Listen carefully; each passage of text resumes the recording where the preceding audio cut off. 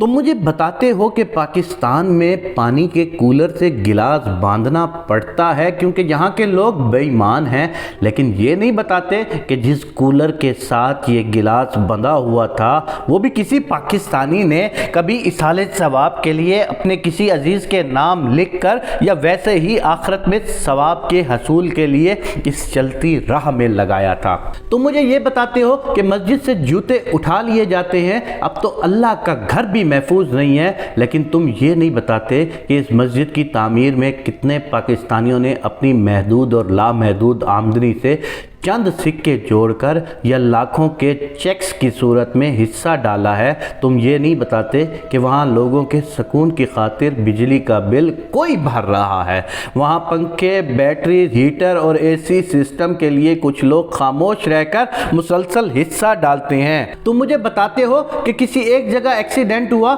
تو لوگوں نے زخمیوں کے بٹوے تک نکال لیے، لیکن تم یہ نہیں بتاتے کہ ان زخمیوں کو ہسپتال پہنچانے والے بھی اسی دھرتی کے تھے۔ یہی وہ لوگ ہیں جو ہر حادثے کے بعد خون دینے کے لیے سینکڑوں کی تعداد میں پہنچ جاتے ہیں۔ تم یہ تو بتاتے ہو کہ زلزلے میں ملنے والی امداد چند لوگ کھا گئے، لیکن یہ نہیں بتاتے کہ لاکھوں لوگ ایسے تھے جنہوں نے اپنے گھروں سے بالکل نئے بستر نکال کر 2005 کے زلزلے کے بعد ٹرکوں کے ٹرک بھر کر مسائل زدہ بھائیوں کے لیے بھجوا دیے تھے۔ یہ نہیں بتاتے کہ پاکستانی قوم دنیا بھر میں صدقہ و خیرات کرنے والوں میں سب سے آگے ہے۔ تم یہ تو بتاتے ہو کہ کسی ناکے پر ایک پولیس والے نے کسی نوجوان کو گولی مار دی، لیکن تم بھول جاتے ہو کہ کتنے سفوت و غیور ہماری ماؤں نے اس دھرتی کے اوپر وار دیے ہیں۔ تم مجھے بل گیٹس کے فلاحی کاموں کی مثالیں دیتے ہو، لیکن میرے ایدھی اور چھپا کو بھول جاتے ہو۔ تم مجھے بتاتے ہو کہ ایک مشرف اور یحییٰ خان تھا،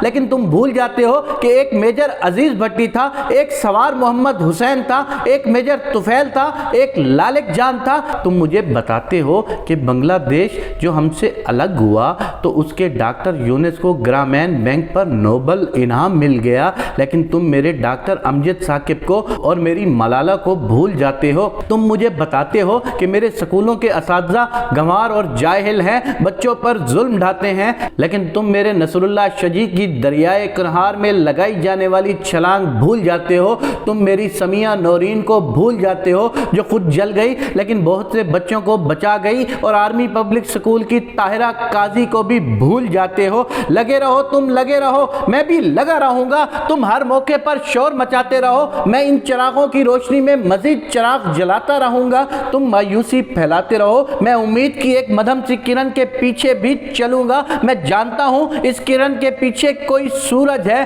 کوئی چاند ہے، دیکھ لینا یہ روشنی کسی دن میرا آنگن نور سے بھر دے گی۔ تم تب پلٹو گے جب میں کامیابی کی آخری سیڑھی پر کھڑا مسکرا رہا ہوں گا، لیکن میں تمہیں پھر بھی خوش آمدید کہوں گا، کیونکہ میں امن و سلامتی اور محبت ہوں، میں پاکستان ہوں۔ تم نے میرا چہرہ ہر جگہ پہ برا دکھایا ہے، میں پاکستان ہوں، میں اپنا چہرہ خود دکھاؤں گا لوگوں کو۔ تم نے وہ ایک شخص دکھایا، لیکن اس کے پیچھے چھپے ہوئے ہزاروں لوگوں کو تم چھپا جاتے ہو، کیونکہ میں مسلمان ہوں، کیونکہ میں پاکستانی ہوں، کیونکہ میں پاکستان ہوں۔ تم ایک بات کو سامنے رکھ کر سارے تالاب کی طرح کہ ایک مچھلی سارے تالاب کو گندا کر دیتی ہے، تم اس مصداق میں چل رہے ہو، لیکن تم اس چیز کو نہیں دیکھتے کہ اندھیرے میں ایک پھوٹی ہوئی ہلکی سی روشنی کی کرن سارے اندھیرے کو ختم کر دیتی ہے۔ ہاں، تم دنیا والے مجھ پاکستان پر جتنا الزام لگاتے ہو لگاتے رہو، لیکن یاد رکھنا میں پاکستان ہوں، اور پاکستان تا ابد قائم و دائم رہے گا،